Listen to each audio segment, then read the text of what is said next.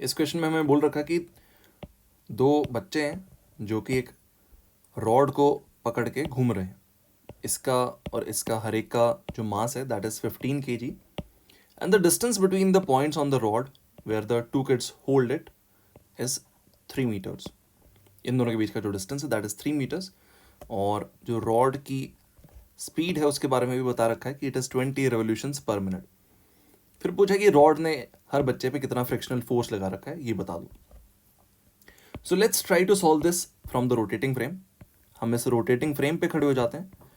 तो इस बच्चे के ऊपर या फिर इस बच्चे के ऊपर किसी के ऊपर भी हमें एक सेंट्रीफ्यूगल सूडो फोर्स लगते हुए दिखेगा. इसके ऊपर बाहर की तरफ एक m omega square into are.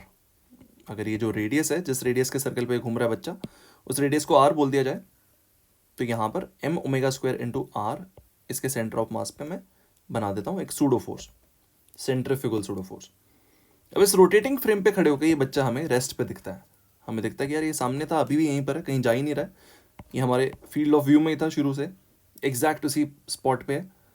तो इसके ऊपर फ्रिक्शन लग रहा होगा जो कि नेट फोर्स को जीरो करवा रहा होगा, बिकॉज हमें दिख रहा है कि एक बाहर की तरफ फोर्स है, तो उस बाहर के फोर्स को किसने काटा है? फ्रिक्शन ने काटा है, बिकॉज हमें ये रेस्ट पे दिख रहा है. ग्राउंड से कोई देखे तो उसको ये सर्कल पे जाते हुए दिखेगा, बट हमने फ्रेम ऐसा चूज किया कि ये रेस्ट पे दिख रहा है.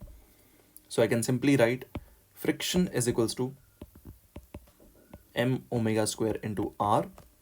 मास of the boy it is 15 kg. Omega के बारे में कुछ दे रखा क्या? Let's see. सो ओमेगा दे रखा है 20 रेवोल्यूशंस पर मिनट. तो देखो 20 इंटू रेवोल्यूशंस पर मिनट, एक रेवोल्यूशन मतलब 2 पाई रेडियंस. सो 2 पाई रेडियंस पर मिनट, एक मिनट में 60 सेकंड होते हैं, तो इसको मैंने रेडियंस पर सेकंड में सब्सटीट्यूट किया ताकि ऐसा यूनिट में आंसर आए.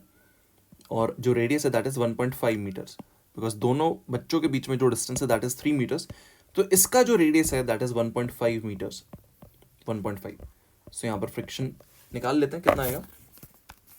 15 multiplied by 40 pi divided by 60 square multiplied by 1.5.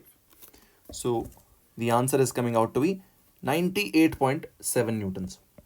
98.7 Newton. That's the answer.